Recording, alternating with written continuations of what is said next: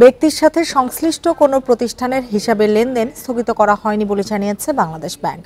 সোমবার এক সংবাদ বিজ্ঞপ্তিতে জানানো হয়, বিভিন্ন ব্যাংক এবং আর্থিক প্রতিষ্ঠান কেন্দ্রীয় ব্যাংকের নির্দেশনার বাইরে গিয়ে ব্যক্তির সাথে সংশ্লিষ্ট কোম্পানির হিসাবের লেনদেন স্থগিত করেছে।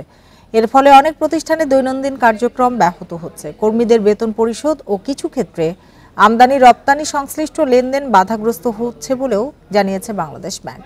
ব্যাংক ও আর্থিক প্রতিষ্ঠানের এ ধরনের কাজ অর্থনীতিতে বিরূপ প্রভাব ফেলতে পারে বলে মনে করছে কেন্দ্রীয় ব্যাংক। ভোগান্তিতে পড়তে পারে সংশ্লিষ্ট প্রতিষ্ঠানের কর্মীরা, যা মোটেই কাম্য নয় বলছে বাংলাদেশ ব্যাংক। এ বিষয়ে কেন্দ্রীয় ব্যাংকের সংশ্লিষ্ট কর্মকর্তারা বলেন, এখন পর্যন্ত কোনো কোম্পানির ব্যবসায়িক হিসাবে হস্তক্ষেপ বা বন্ধ করার নির্দেশ দেয়নি বাংলাদেশ ব্যাংক।